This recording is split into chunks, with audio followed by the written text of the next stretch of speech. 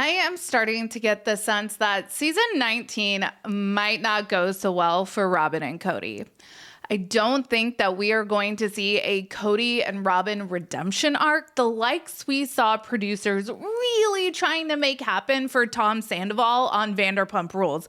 That is for sure. Mykelti has revealed in previous Patreon videos of hers that she does 3 times the work that Kody and Robyn do in order to maintain a relationship with them. And even more recently, she revealed that she too became a victim of Kody's birthday amnesia. Like Gabe, she too did not warrant a call from her dad on her birthday. Kody's nephew Ben, who has amassed a sizable TikTok following, is now giving his commentary on the show that made his extended family famous. I interviewed Ben back in February, and I found him to be hesitant to drag his uncle through the mud. I mean, he's family. He did acknowledge Kody's bad behavior, but it was couched in the concept of the larger issues with what he perceived Mormonism teaches its followers. But these last couple of TikToks from Ben, I really don't know how else to describe it other than he is reading his uncle for filth. We have a lot to talk about. Let's get into today's video.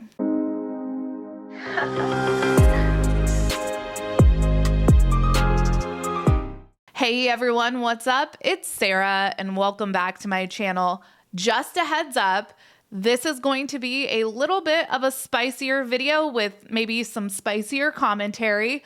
My opinions are spicy and the sponsor of today's video is spicy for other reasons.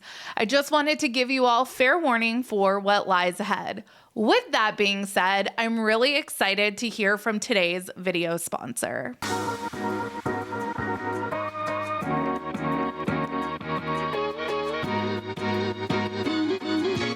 Dearest gentle readers, or should I say gentle YouTube viewers, are you caught up on Bridgerton season 3? What a season!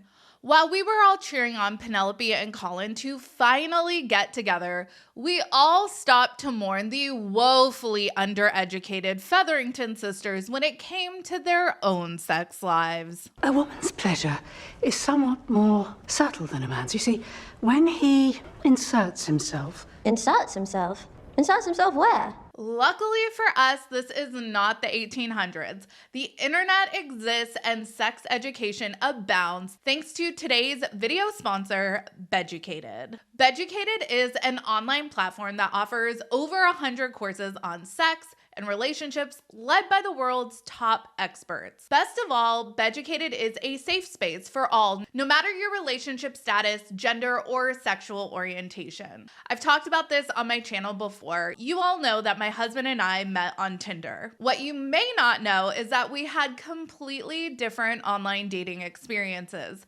I think I was my husband's second or third Tinder date. Meanwhile, I had been on the app for a while, and I met a lot of frogs before I finally found my prince in my husband.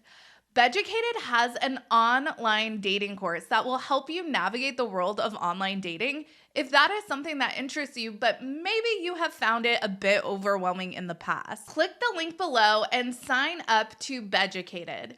You can use my code realiteasquad to get 40% off the yearly pass. What's also awesome is that you can even test the waters with a 24-hour free trial. And this is all risk-free. You have a 14-day money-back guarantee. Thank you, Beducated, for sponsoring this video. Let's go back to the end of February 2024. I sat down and I think it was like a 2-hour discussion with Benjamin Brown, son of Scott Brown, Kody's older brother. Ben is a stand-up comedian and he is pretty outspoken about the mistreatment he experienced growing up on the Brown family ranch, the same ranch that Kody grew up on. He told me Kody's dad, Grandpa Wynn, was a scary person. We talked about how he perceived the way he grew up to be fraught with undertones and even blatant overtones of white supremacy. Ben really laid it all out there, but what he wouldn't do is out and out drag his uncle Kody through the mud. I want to take a look back on part of my interview with Ben and remember what he had to say about his famous uncle. That's one of the reasons, and also just my general experience with Kody, why I understand the crap that he gets, right? For sure. Right. Yeah. And, you know, the way that I experienced him is that he is far more open and far more like liberal and accepting of people who are different than he is, than my dad for sure. Okay. And than most of the polygamous men that I know. So, you know, I know that right now he's sort of got kind of a rocky relationship with a lot of his kids, which makes sense given the show. Yeah.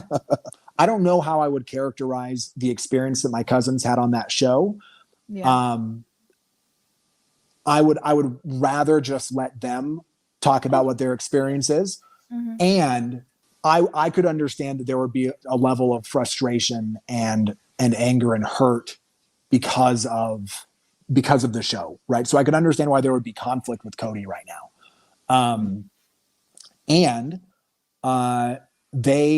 They sort of got access to a world that was far more open, that gave them more options than a lot of other polygamous kids get. And obviously that those options came with costs attached for sure. Right. Mm-hmm. But I think that's sort of kind of the complication that is Kody Brown, is that, you know, you guys who are out in the world who have sort of who are only seeing kind of a little bit of the story. Of course, yeah. It looks kind of wild. Like Kody looks very extreme. And then someone from my perspective, who's sort of coming at it from the other angle, he can appear very open, right? He can appear very, very progressive, right? Like, so it's just kind of, I think what it really does is it shows you how deep the Mormon hole goes. I felt like Ben felt a deep compassion for his uncle, but at the same time, he did recognize that Kody has done some really crappy things on the show and to his kids. Ultimately, Ben felt like he couldn't really speak on his cousin's experiences with Kody because that was a story for them to tell if and when they wanted to. I think that was appropriate.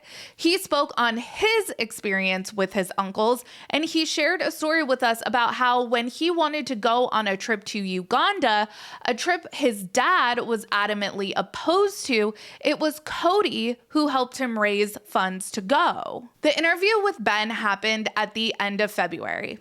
And the first week of March, Garrison Brown passed away. An unimaginable tragedy that changed everything for the Brown family. A lot of us were hoping that this was an opportunity for this fractured family to reconnect. This does seem to be the case for the siblings. They seem to be closer than ever for the most part. But we all have noticed that it doesn't seem like Kody has mended fences with any of his children. And that is just beyond unfortunate. And it's actually pathetic and disgusting. At this point, just slip into obscurity if you aren't made of the stuff to make things right with the family you chose to put on television. Let the show become something like Life After Surviving Polygamy if that's what family members want to participate in. But no one should have to be subjected to interacting with the absolute farce of a human being that is Kody Brown. Like I said, spicy opinions ahead. I just really have no love lost for this dude anymore. I'm starting to notice that I'm not the only one who really isn't holding back anymore when it comes to thoughts and opinions about the Brown family's failed patriarch. Ben had announced to his TikTok followers that he was going to watch the show for the first time ever. And I've noticed his tone has changed quite a bit in regards to Kody from back when I talked to him in February. The risk of pointing out the obvious, the intro did not age well. The twinkling music, Kody talking, my family, I can't wait for you to meet my family. It was a little gross. It felt like a hyper-romanticization of the idea of family without actually engaging in the reality of your family.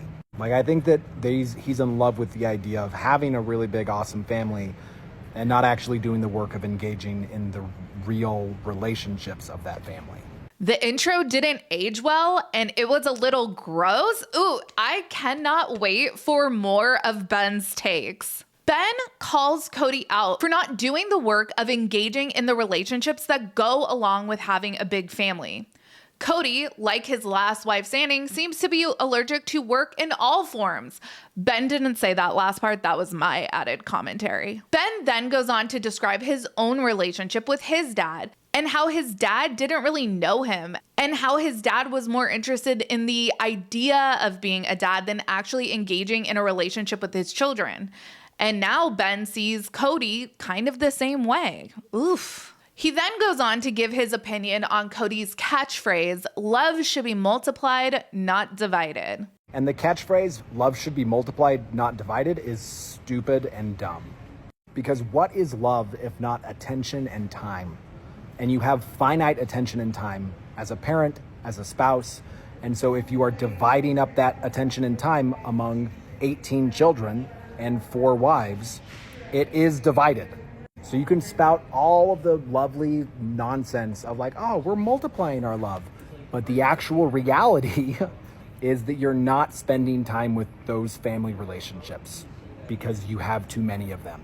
That's actually one of my biggest problems with polygamy as a lifestyle in general, is that it's not good for children because children require a lot of attention and you don't get a lot of attention when you're a polygamous child. You get very little. And not only do you get very little, the older children often end up becoming the parents of the younger children. Polygamy is not good for children. We can see that. And then Ben goes on to recognize his cousin Logan. Which is exactly what we saw in episode 1 with Logan. Logan is essentially acting as the dad of his siblings. His mom wakes up early, goes to work. He gets up, makes the kids breakfast, gets them ready for school, sends them off to school. And you hear, and he's just dutifully doing it because he's a good fucking kid. And then you hear him at the end, he's like, yeah, this is pretty much how it goes. That's pretty much how it goes in big families like that. You don't get the amount of care that you need as a young child. And if you're one of the older children, you end up being a parent. Ben was labor trafficked as a child. He speaks about this on his TikTok. He's recognizing the stolen childhood of Kody's oldest children, his cousins. Ben then goes on to talk about Kody's main character energy. Moving on, the next thing that I really noticed about this episode is that it's really obvious who the main character is, and that's Kody. And that is very indicative of the patriarchal culture of Mormon polygamy. And just Mormonism in general. It's not just in the polygamous versions of it.